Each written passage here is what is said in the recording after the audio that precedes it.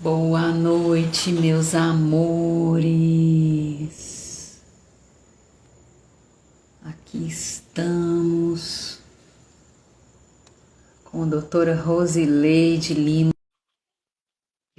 convidando para entrar aqui na nossa live. Oi, Oi, gata. gata. E aí? Deixa eu arrumar aqui. Maravilhosa. Ó. Boa noite, meu amor. Deixa eu colocar o tema aqui da live: Tá. autoestima e violência doméstica. Aí eu sei que tem jeito de. Oi, Claudinha maravilhosa. Eu queria fixar esse comentário. Esqueci como é que faz. Boa noite, gente. Uma honra estar aqui com vocês. Tá me Eu vendo bem? convidei. Tá me ouvindo bem? Tô te ouvindo. Tá. Boa noite, todo mundo. Arro, Rosana, meu amor, que saudade. Yasmin, uma galera aqui com a gente para ouvir o que a doutora Rosilei tem para contar para nós, né? Então, eu queria te pedir, Rose, Ah, eu chamo ela de Rose, viu, gente? Porque nós somos amigas de décadas. Depois nós vamos contar para vocês um pouquinho da minha história com ela. E Rose estudou comigo. Vamos falar agora, né? A gente se conheceu estudando engenharia elétrica quando a gente era criança, praticamente. A gente tinha 17, 18 anos estudando engenharia elétrica na Universidade Federal de Uberlândia. Uma menina de Rondônia me aparece lá em Uberlândia e me acolheu junto com Rosana, irmã dela que está aqui. Me acolheram na casa delas. E assim nós ficamos um tempão até que eu deixei a engenharia, não consegui, não gostei. E Rose, muito tempo depois, também deixou. E a gente perdeu o contato uma com a outra, até que ficava procurando na internet, né? Rosileide Lima, Rosileide Lima. E aí me aparecia quem? Uma loura maravilhosa, delegada. Eu falava, não, mas não é ela, né? E aí, voltando para minha terra natal, eu conheço uma ciclista maravilhosa, e essa ciclista de Araxá, que morou em Rondônia, eu conto para ela que eu tenho tinha uma grande amiga de Rondônia, de Ariquemes, que morou comigo, tal. E não é que essa moça conhecia ela e conseguiu colocar a gente em contato de novo, e foi assim, o presente da vida, ter foi. reencontrado Rose. E aí descubro que realmente Rose Leide Lima era a minha amigona delegada. Dita tudo da delegada. E aí eu quero te pedir para você falar um pouquinho da sua trajetória, né? Com relação ao tema da live de hoje.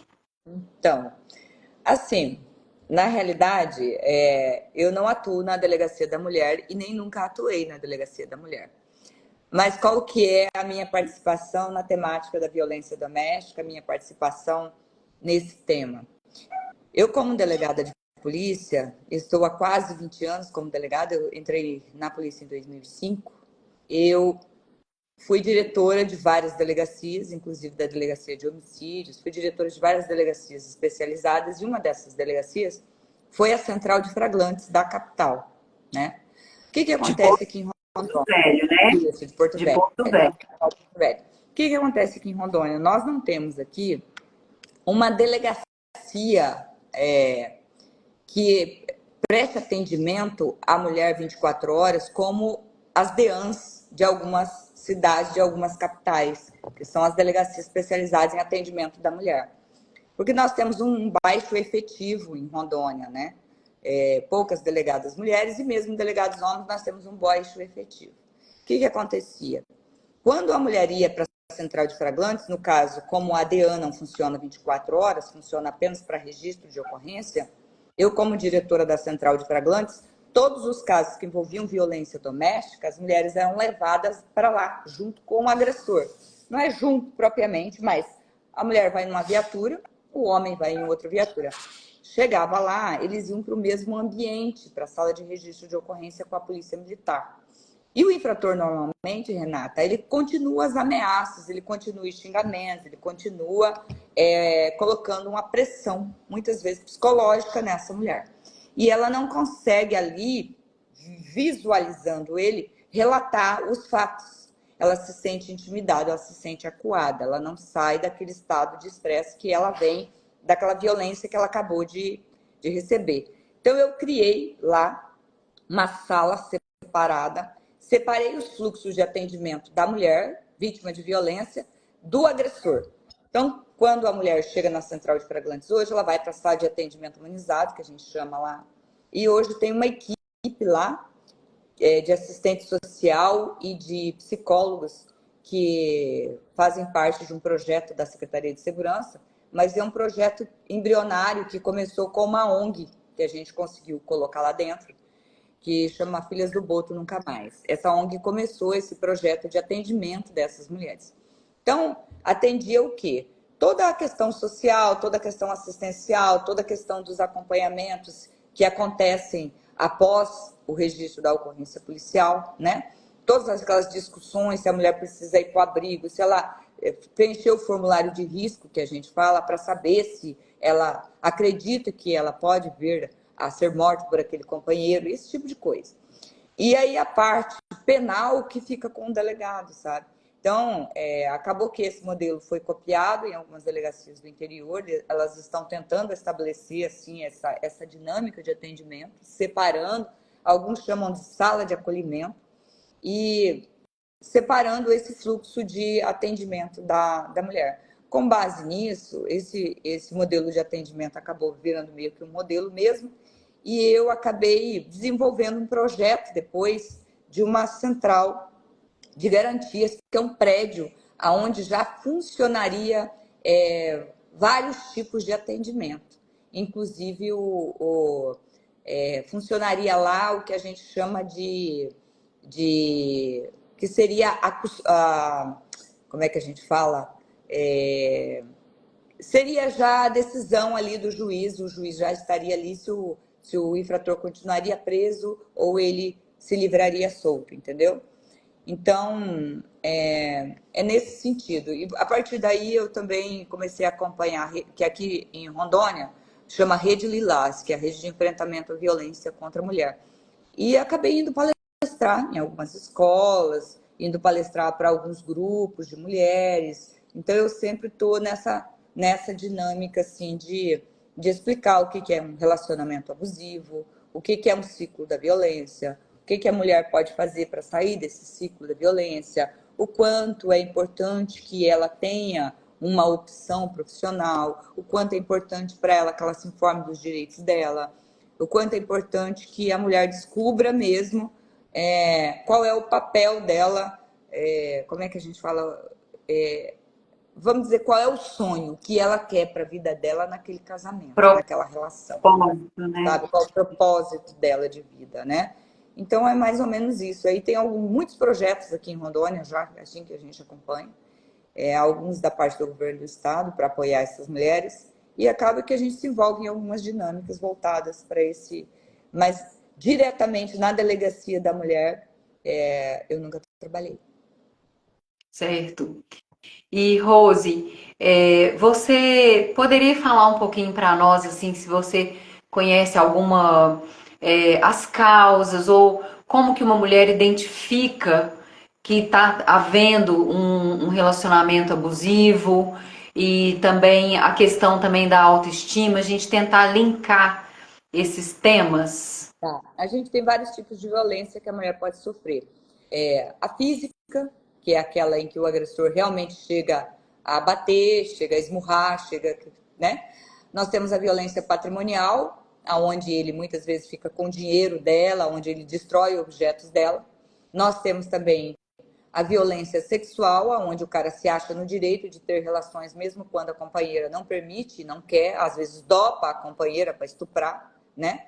Nós temos a violência moral, quando ela é vítima de humilhações frequentes, como xingamentos, difamação, que a gente chama de violência moral, e temos a violência psicológica, que é uma violência muito sutil, muito difícil de ser percebida. Mas eu sempre falo que a violência psicológica, embora ela seja uma violência difícil de ser detectada, ela tem alguns ingredientes que não são tão difíceis assim de serem vistos nessa relação, quando ela é tóxica e abusiva. Eu deixaria aqui o controle do companheiro, por parte da companheira. Você não vai sair com essa roupa, você não vai visitar sua mãe, você não vai assistir televisão hoje, não é o seu dia de assistir televisão, você não vai isso, você não vai sair com essa roupa, você não pode. Esse controle sobre a mulher, sobre o que ela deve vestir, quem ela deve ver, qual tipo de amigo ela tem, esse controle, ele é um controle psicológico. Então, o controle sobre as decisões da mulher é um tipo de violência psicológica. Compreende esse controle? Há o sofrimento psicológico. A mulher sofre, ela fica depressiva, ela se sente desconfortável naquela relação, ela se sente que ela é constantemente humilhada, ela não se vê posicionada naquela relação. Compreende? Então, o controle, aquela dor constante que a mulher, o sofrimento dela, que muitas vezes ela acha que é normal, que relacionamento é aquilo mesmo, né? E ela acaba num período, se ela sofre muito, ela acaba perdendo também a identidade dela. Ela acaba só gostando do que o marido gostasse, só fazendo o que o marido faz, só visitando o parente que o marido visita, só vive no círculo familiar que o marido vive, ela não tem um círculo próprio, ela não tem opinião própria, ela não coloca a roupa que ela quer, então acaba que com o tempo também ela perde essa individualidade. Então são alguns ingredientes que, se eles existirem em uma relação, fique atento que você está numa relação abusiva. Sim. E com relação à autoestima, como que você... Tem até um comentário aqui da Hebe Paisagista. Eu Comentar. passei por isso. Hã? Ela coloca aqui, ó. Eu Ela é minha passei por conhecida. isso. Ah, eu passei por isso e tive todo o aparato para me ajudar. Hoje me construí, recomecei e sou grata. Tive violência patrimonial e física, mas me libertei de todos os controles. Ufa! Maravilhoso. E aí a gente vai, né, falar um pouquinho Uma dessa maneira questão da da mulher autoestima, romper né? isso, uma maneira da mulher romper isso, ela, primeira coisa, ela detectar o problema. Ela entender que ela não quer mais aquilo para a vida dela. Ela entender que ela está vivendo um relacionamento tóxico, abusivo, que ela não precisa seguir naquele sofrimento. Depois, ela pedir ajuda. Para quem ela vai pedir ajuda? Para a polícia? Talvez. Não necessariamente para a polícia. Ela pode pedir ajuda para a irmã, ela pode pedir para a rede de apoio dela, para a mãe, ela pode pedir na igreja, se ela é evangélica, ela pode pedir no trabalho para a melhor amiga dela de trabalho, ela pode pedir o apoio do patrão, se o patrão dela for uma pessoa que não é machista, compreensivo. Então, o que precisa? Precisa que ela peça ajuda.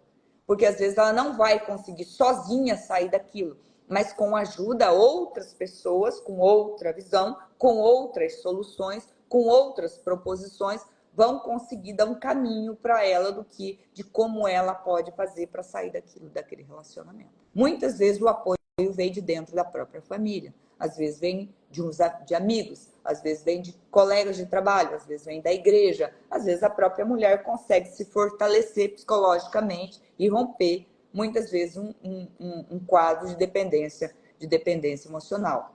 Mas ela precisa primeiro descobrir que ela tem um problema. Que ela vive aquele problema, né? E você falou a questão assim, né, de um abuso que é muito discreto. É esse do controle? Qual é esse abuso que é sutil, que é difícil da mulher identificar? É isso que eu falei. Por exemplo, eu controlo o seu celular. você não pode, você tem que deixar, você não tem a sua privacidade. Não, mas marido tem que olhar o celular da esposa. Olha, se nós fizemos uma relação de confiança, não tem necessidade, né? Você não confia em mim? Mas é aquele que não confia. É aquele que, se você for na manicure, você tá indo lá trair. Você tá indo lá ficar bonita para macho. Ah, você vai botar cílio? Tá querendo ficar bonita para macho. É esse tipo de situação. Por que você vai pintar a unha? Mulher não usa mulher que usa unha vermelha é puta, quer se exibir para macho. Para que você vai colocar essa roupa? Você está querendo aparecer? Você está querendo dar para alguém? Esse tipo de insinuação, esse tipo de comentário, esse tipo de situação, entendeu? Você não deve sair sozinha. Mulher não pode ter amigos homens.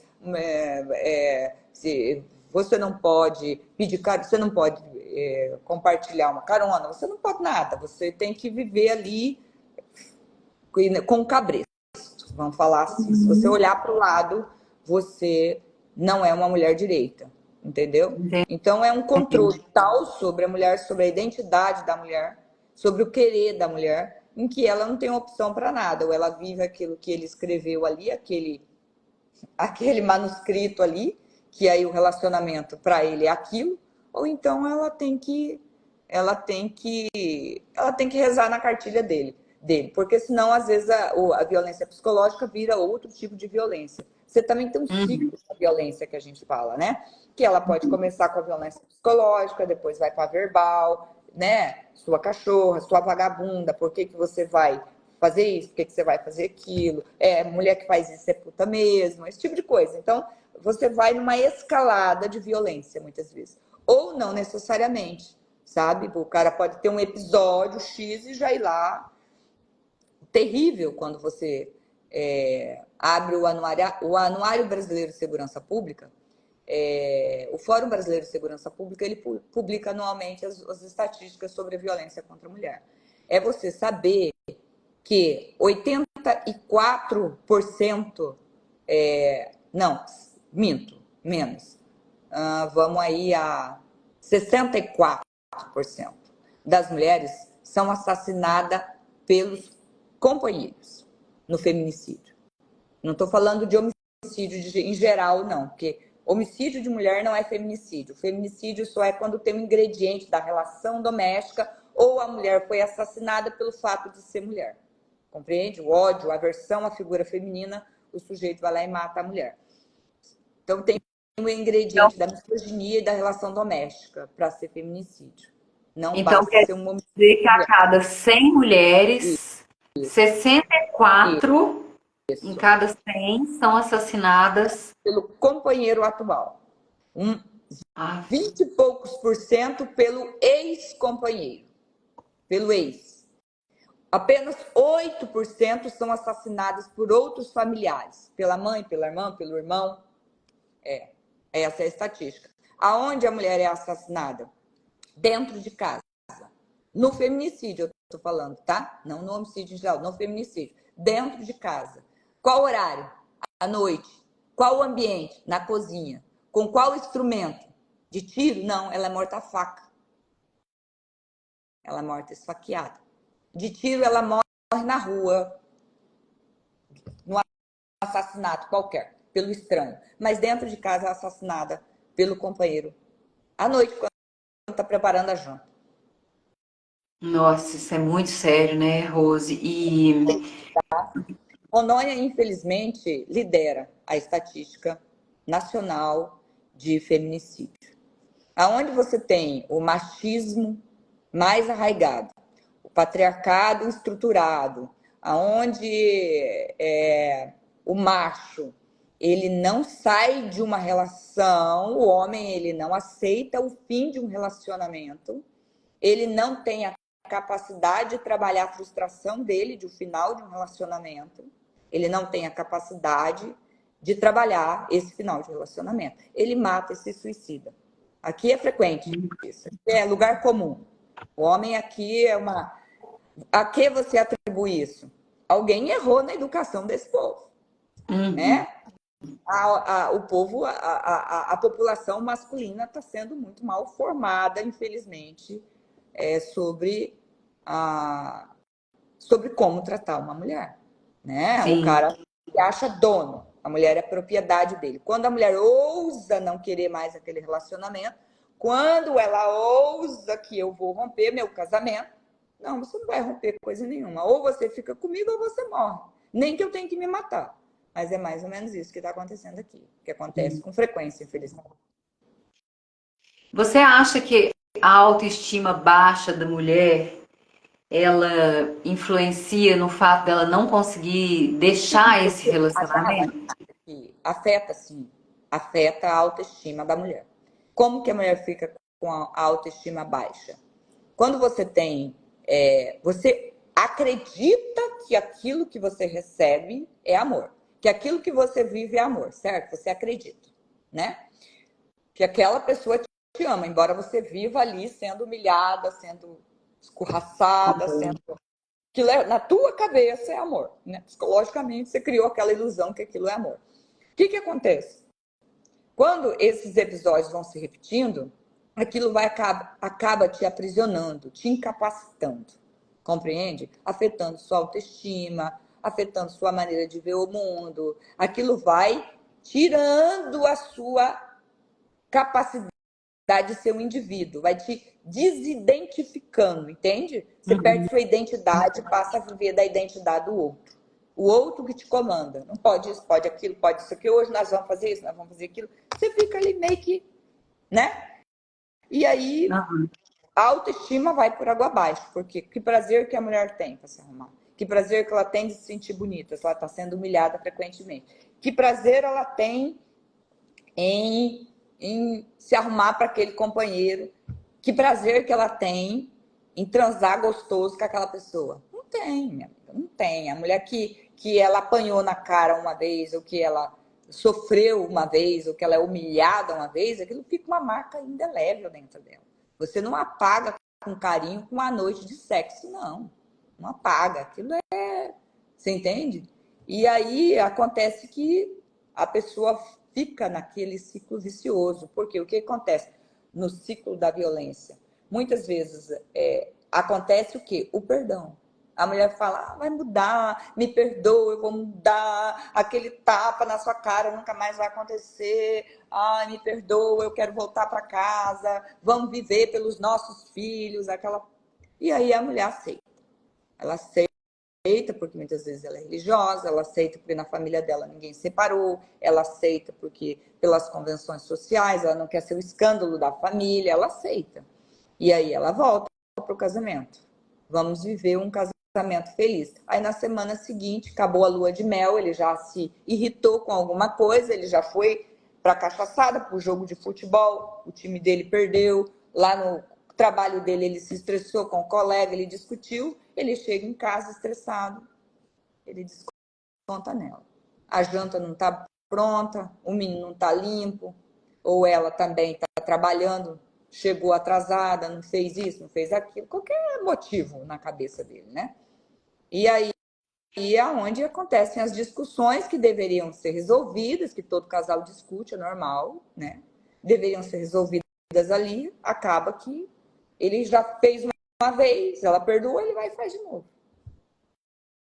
Nossa, Entende? gente, você tá falando aí, eu tô, sabe, tantas memórias assim, né? Porque nós somos filhas de mulheres da década de 60 e era muito comum elas viverem isso, né? Chegar do trabalho e ainda ter a dupla jornada de trabalho, né? Para quem não sabe, eu fui professora universitária há muito tempo e eu estudei muito a dupla jornada de trabalho, porque as mulheres adoecem muito mais. Mas é por isso. E além de tudo, né, tem que fazer o jantar, tem que deixar até às vezes a marmita do marido pronta para o dia seguinte. Eu não tô querendo ser feminista, não é isso, mas tipo, é uma sobrecarga junto com a pressão psicológica que a mulher sofre, né? Porque eu lembro assim de outros casos assim de mulheres que, sei lá, resolviam estudar, aí quando estavam estudando, chegava em casa, aí era aquela gritaria, porque não fez janta,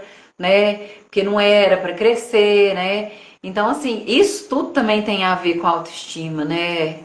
Rose, muito. Tem a ver com a autoestima e tem a ver com a dificuldade da sociedade, principalmente dos homens, de aceitar esse empoderamento feminino, essa vontade que as mulheres desenvolveram de crescer, de ter seu espaço. É muito difícil, sabe? Para os homens aceitarem que as mulheres querem o seu espaço, que as mulheres não estão competindo com eles, né? Não há uma competição com os homens, não é isso. É que os papéis mudaram, né? A gente mudou como mulher, eles mudaram como homem, e alguns não querem aceitar isso, né? É, Que a gente pode sim fazer certos papéis, que eles podem fazer certos papéis, que eles podem sim chegar em casa e fazer a janta, que eles podem sim colocar a máquina a roupa roupa na na marca. máquina, que eles podem sim limpar uma casa, né? Que isso não vai afetar a masculinidade dele, afinal ele mora na casa, né? Então é natural que ele divida o trabalho, é natural que ele ajude a cuidar do filho, é natural que ele seja um bom pai. O processo de um casamento é você ter uma relação de companheirismo e cumplicidade, e não um estar sobrecarregado, fazendo tudo, e o outro com a cervejinha assistindo a novela, não é? E que é, na maioria dos lares brasileiros, nesse horário, é o que está acontecendo. Ela trabalhou o dia inteiro, chegou em casa, vai fazer a janta, vai lavar a roupa, vai limpar a casa, vai cuidar do menino que passou às vezes o dia na creche, e muitos maridos não têm essa sensibilidade de perceber que ele poderia sim estar ali colaborando com o trabalho doméstico, que na realidade deveria não ser dela, deveria ser da família, do casal. Afinal, nós moramos na casa, nós temos o filho, nós fizemos o filho, a casa é nossa, eu como dessa comida, eu visto essa roupa, eu compartilho esse lar com você, por que que eu tenho que explorar você, né? Mais ou menos isso. Então, quando você tem uma relação em que o marido é um verdadeiro companheiro, é um verdadeiro homem, né? Ah, mas ela fica em casa o dia todo, eu sou o provedor, eu trabalho o dia inteiro, eu vou chegar em casa, eu tô cansado.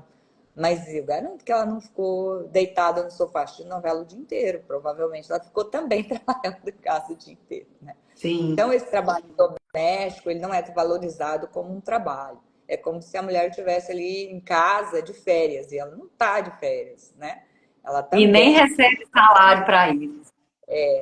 Agora, esses dias eu estava vendo um deputado federal, que ele era advogado e ele advogava na vara da família, e ele estava falando uma coisa interessante que eu sempre me lembro muito, que é sobre os papéis hoje, né? Quando você casa, na época das nossas mães, elas casavam e escolhiam ficar em casa, cuidar dos filhos e educar os filhos. E elas abriam mão de uma vida profissional. Hoje, se você abrir mão dessa vida profissional hoje, digamos que você case e o seu marido seja advogado, médico, advogado. Ele vai montar um escritório e você decide ficar em casa cuidando dos filhos, porque você também é formado em direito, você também é advogada.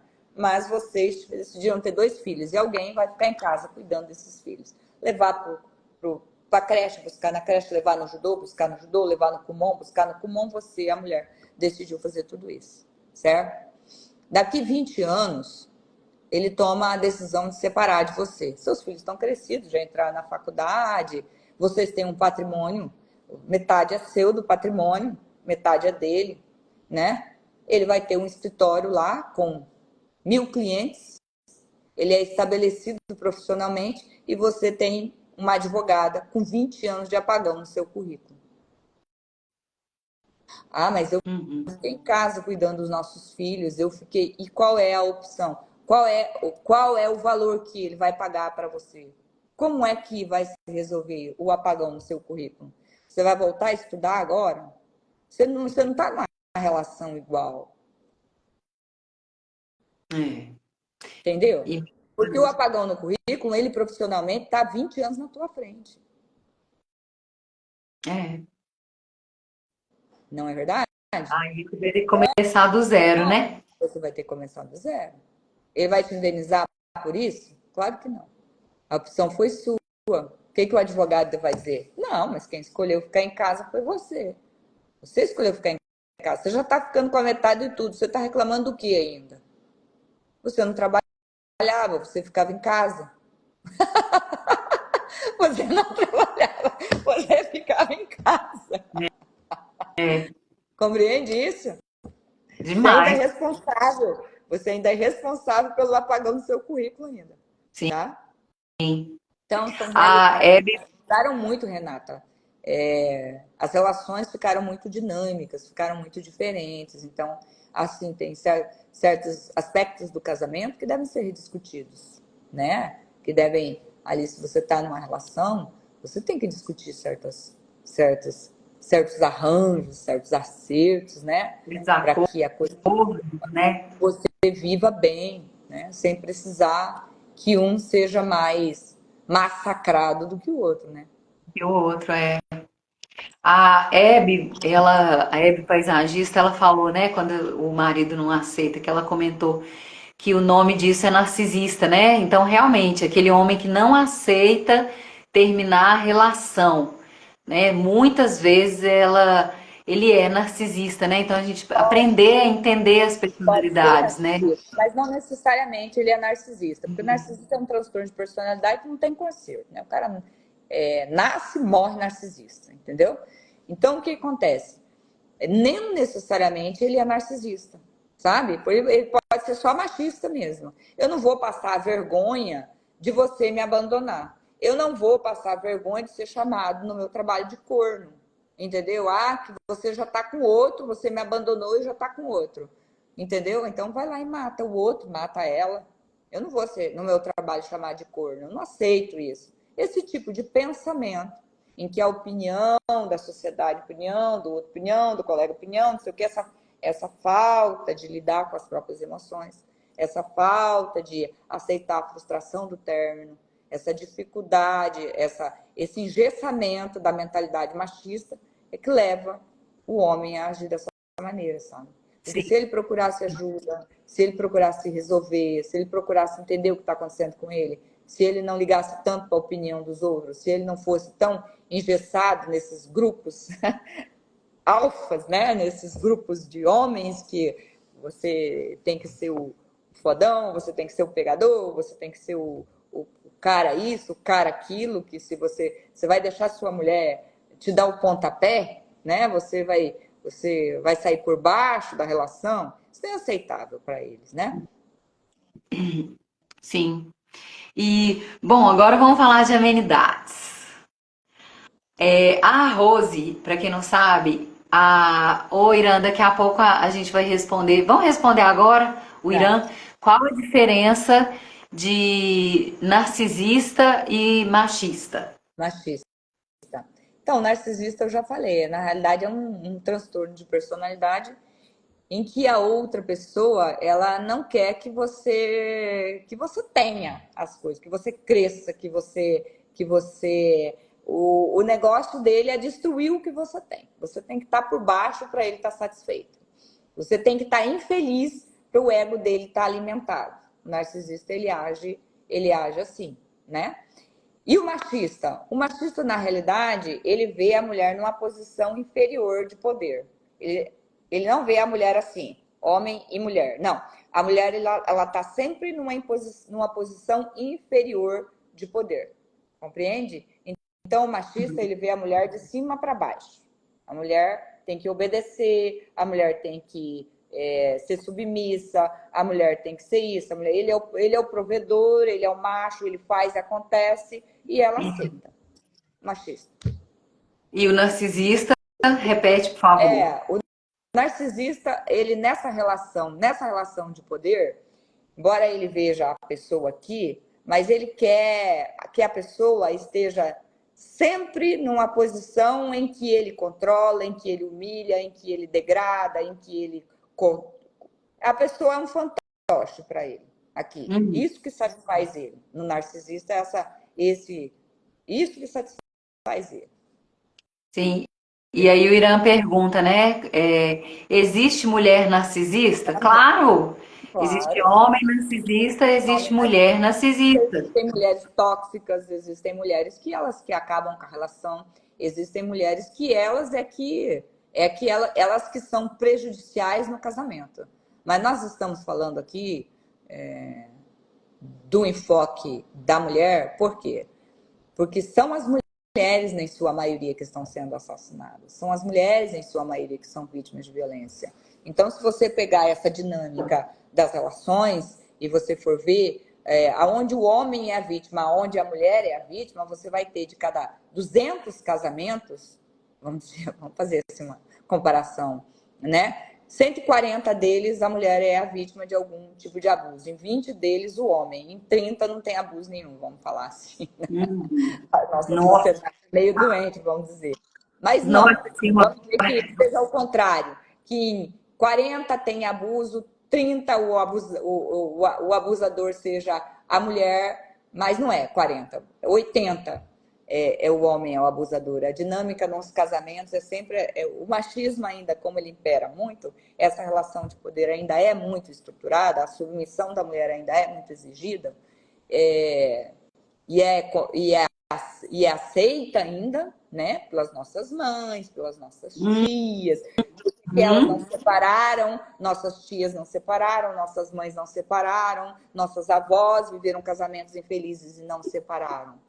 Por conta do machismo, porque elas sofriam essa ameaça. Se separar, vai morrer, porque você não vai separar de mim e ficar viva para ter outro relacionamento. Eu não vou aceitar, né? Então, elas viveram aí 40, 50 anos de um casamento infeliz. sim. E aí ele fecha aqui, né, falando aqui que ele foi casado com uma pessoa que não queria que ele estudasse, né, e ela era psicóloga. Então isso acontece no mundo feminino e acontece no mundo masculino mesmo. Mas vamos falar agora de amenidades para a gente fechar a live. Para quem não sabe, a Rose tá fazendo agora.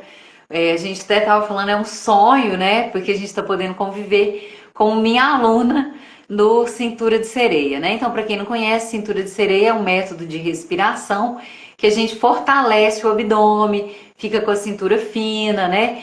Melhora bastante a saúde abdominal, né? E A a postura, postura, né? a core E aqui, né? Fortalece. isso.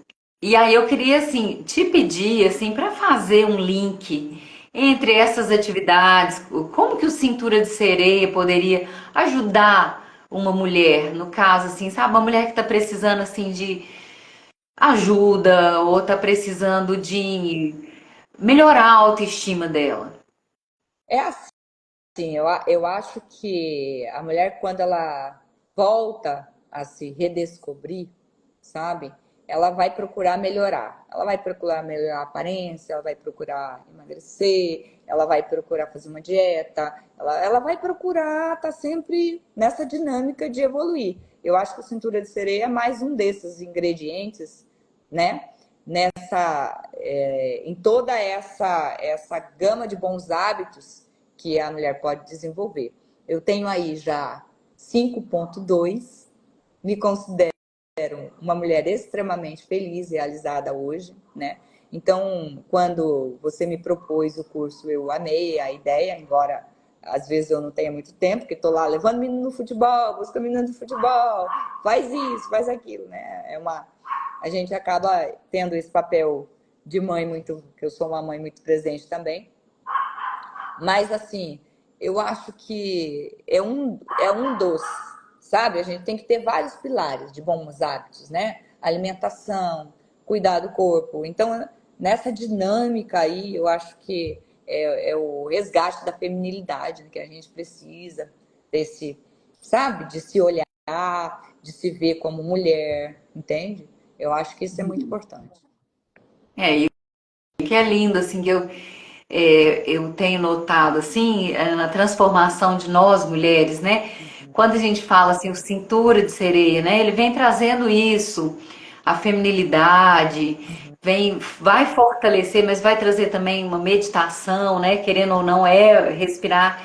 Quando você respira, você viu, né? Que é uma respiração com uma cadência, ela tem um ritmo, ela tem né? Então, quando você nota assim, você já tá lá super zen, já tá tranquila, não é? Após assim a É só. calma, você fica assim numa vibe maravilhosa. Eu adoro. É. Uhum. Muito bom. Não vou te largar, não. E aí eu queria te pedir, assim, pra gente finalizar,